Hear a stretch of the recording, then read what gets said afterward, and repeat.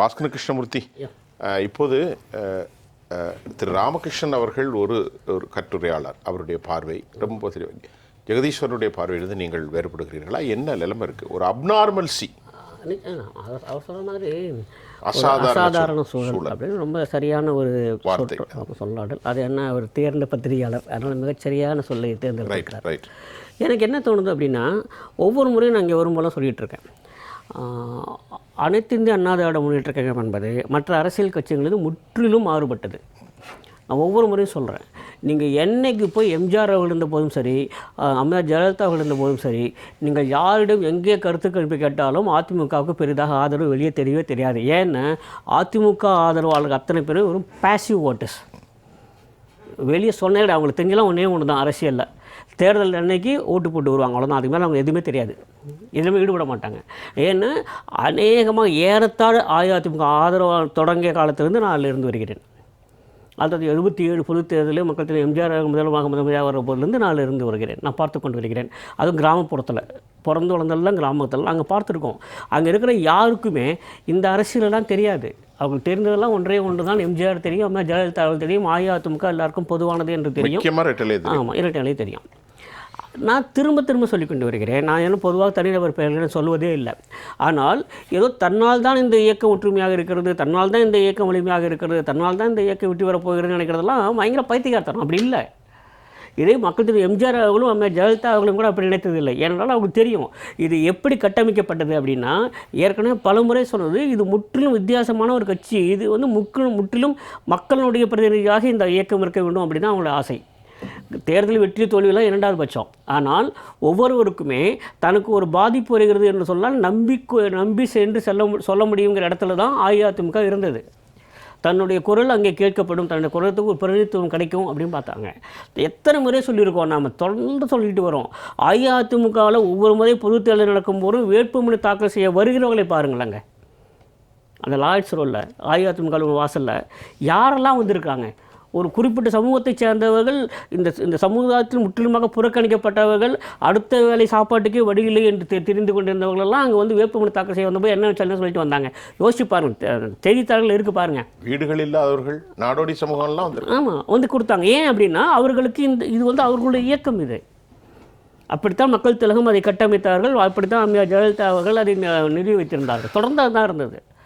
அதை மாற்றிவிட்டு ஏதோ தலைவர்களுடைய கட்சியாக மாற்றுவதுங்கிறது நான் நினைச்சே பார்க்க முடியல, எங்களால் ஏற்றுக்கவே முடியல. யாராக இருக்கட்டும், தலைவர்களும் இல்லையே, அது வேற விஷயம். ஆமாம், அப்படி இருக்க முடியாது. இது அப்படி இல்லை, இது தொண்டர்களின் கட்சி கூட கிடையாது, இது அடித்தட்டு மக்களுடைய கட்சி. இது ஐயா பத்திரிகையாளர் அவர்கள் இருக்காங்க, அவர்களுடைய அந்த தமிழ் பதிப்பில் தான் நான் அந்த கட்டுரை எழுதியிருந்தேன். 2 ஆண்டுகளுக்கு முன்பாக அதிமுக ஏன் தேவைப்படுகிறதுன்னு ஒரு கட்டுரை எழுதியிருந்தேன், ஹிந்து தமிழில்.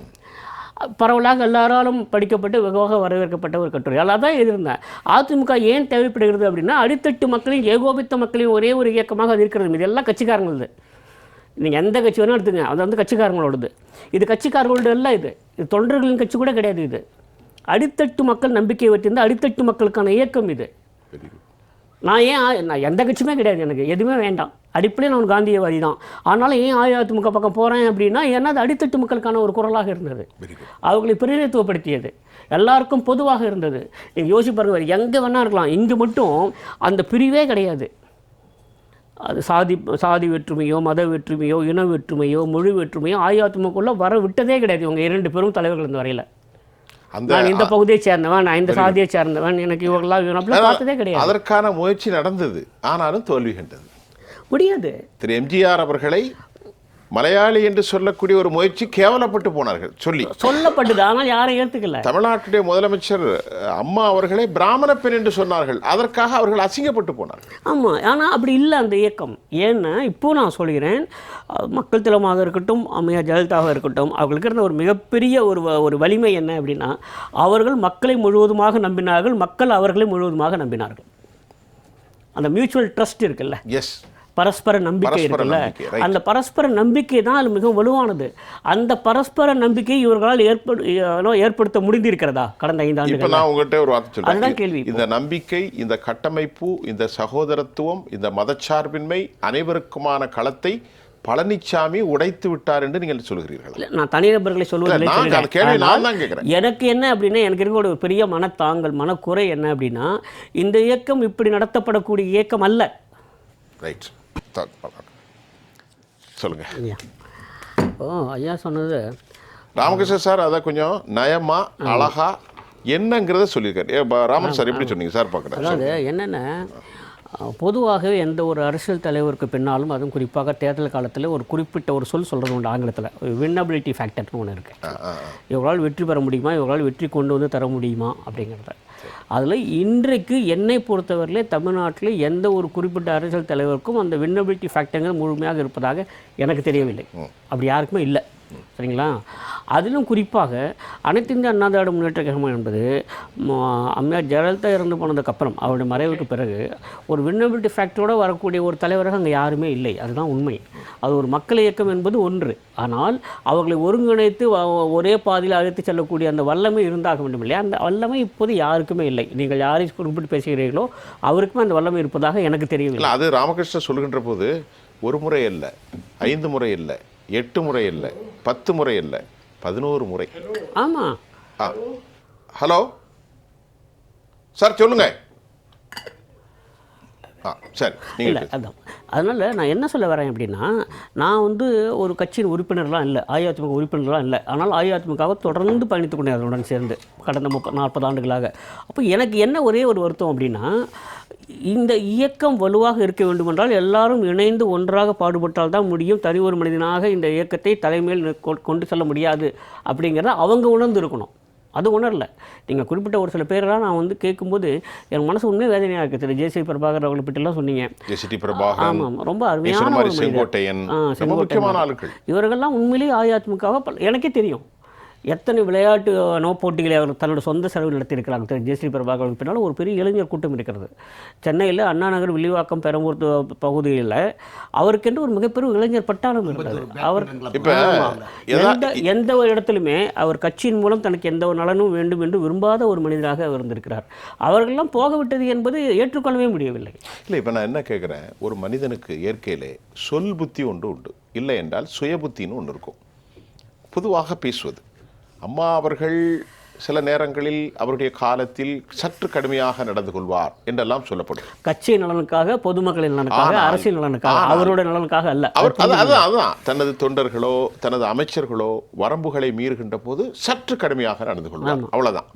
ஆனால் கூட்டணி தலைவர்களை உரிய நேரத்தில் அவர்களை மதிப்பது, அவர்களிடத்தில் கூட்டணி வைப்பது, கட்சி தொண்டர்கள் யாரையும் அணுகித்து நடத்துவது கடைசி வரைக்கும் யாரும் போனது இல்லை. இது அதிமுகவுடைய பெருந்தலைவராக இருக்கிற நிறுவன தலைவர் டாக்டர் எம்ஜிஆர் அவர்கள் நினைவு இருக்கும்னு நினைக்கிறேன். விடுதலை சிறுத்தைகளுடைய தலைவர் வணக்கத்துக்குரிய திருமாவளவன் ஐயா அவர்கள் போயஸ் கார்டன் கழித்து அவருக்கு பூங்கொத்து கொடுத்து ஒரு முதல் மரியாதை செய்தவர்கள் அவர்கள் தான். இன்றைக்கும் அதை சுட்டி காட்டிக்கொண்டே இருக்கிறார். யாரு? திருமாவளவன். அதை சுட்டி ஏன்னா கேட்டா அந்த அளவிற்கு கண்ணியம் இருக்கிறது. அவர்கள் கூட பல முறை சொல்லியிருக்காங்க. திருமாவளவன் ஐயா அவர்கள் கூட பல முறை இது பற்றிலாம் சொல்லியிருக்கிறார்கள். அவர் சொல்லுகிற போது அதான் சொன்னோம், முதல் அந்த அடுத்த நாள் வந்த அந்த தலைப்புச் எனக்கு மிக நன்றாக நினைவிருக்கிறது. விசிகா தலைவர் திருமா அவர்களுக்கு முதல் மரியாதை, வேறு யாரையும் கூப்பிடல. முதல்ல அவங்களை கூப்பிட்டு அவர்கள்ட்ட பூங்கொத்து கொடுத்து அதுக்கப்புறம் பேசிக்கலாம், நீங்கள் நம்ம கூட்டணியில் இருக்கீங்க அப்படி உறுதி செய்தாங்க. வயதிலும் இளையவர் அந்த நேரத்திலும். ஆமாம். ஆனாலும் ஒரு ஆளுமையாக அவரை மதித்து கண்ணியப்படுத்தி, ஆளுமை தான், அளவு சந்தேகம் இல்லை, ஒரு ஆளுமை தான். ஆனால் பெரிய ஆளுமையாக ஆமாம், அவர்களை அழைத்து உடனடியாக இந்த மாதிரிலாம் 2 கட்ட பேச்சுவார்த்தை 3 கட்ட பேச்சுவார்த்தைலாம் இல்லை. அழைச்சாங்க, பேசினாங்க, நீங்கள் வாங்க எங்களோட அப்படி பூங்கொத்து கொடுத்து அதை உறுதி செய்தார்கள் இல்லையா? அதுதான் ஒரு அரசியல் ஆளுமைக்கு குறிக்கக்கூடிய ஒரு அடையாளம். அதுதான் இப்போ என்னன்னா, பழனிசாமியினுடைய பெரும் தவறு, பாஸ்கர கிருஷ்ணமூர்த்தி நான் திருப்பி சொல்லுவேன், ராமன்ட்டையும் இப்போ இந்த கேள்வி எல்லாத்துக்கும் புத்தகத்தில் வச்சுக்கிறோம். 87 டிசம்பருக்கு பின்பு ஒரு பெரிய டிசன்ட் வாய்ஸ் வந்துச்சு. மாறுபட்ட கருத்து, தனிச்சு நின்றாங்க. அன்றைக்கும் கருணாநிதியால் அந்த ஒரே ஒரு முறை அவர் வெற்றி பெற முடியாது. 89 நல்லா கவனிங்க, நல்லா ஞாபகம். இப்போ தனித்து நின்று 27 தொகுதிகளில் அஇஅதிமுக சேவல் சின்னத்தில் நின்று வெற்றி பெறுகிறது. 34 27 அம்மையார் ஜெயலலிதா 22% வாக்கு. ஆமா, எதிர்க்கட்சி தலைவராக வருகிறார்கள் அம்மையார் ஜெயலலிதா அவர்கள். போடி நாயக்கனூர் தொகுதியில் அவங்களுக்கு எடுத்து 2 பேர் போட்டிட்டாங்க. மனோகரன் திமுகவில் இருந்தும், அதுக்கப்புறம் ஜானகியிலேருந்து வெளிநாடு நிர்மலா அவர்களும் போட்டிட்டாங்க. இத்தனை பேரும் எதிர்த்து நின்று கூட போடி நாயக்கனூரில் ஒரு நாள் கூட முழுவதுமாக பிரச்சாரம் செய்யவில்லை அம்மையார் ஜெயலலிதா. தமிழ்நாடு முழுக்க போயிட்டு வந்தார்கள். அப்போ நான் அதில் தான் இருந்தேன், சேவல் அணியில் தான் இருந்தேன். வெற்றி பெற முடிந்தது. காரணம் என்னென்னா, மக்கள் அவர் மீது நம்பிக்கை வைத்திருந்தார்கள். அந்த நம்பிக்கை முழுவதுமாக இவரிடம் இல்லை என்பதை அவர்கள் புரிந்து கொள்ளவில்லை. இந்த நம்பிக்கையெல்லாம் கட்சியின் மீது தான், இவர்கள் மீது இல்லை. திரு பாஸ்கரன், ஜானகி அம்மா, சசிகலா அம்மா பேசுகின்ற போது அழகாக கூடிடுவாங்க.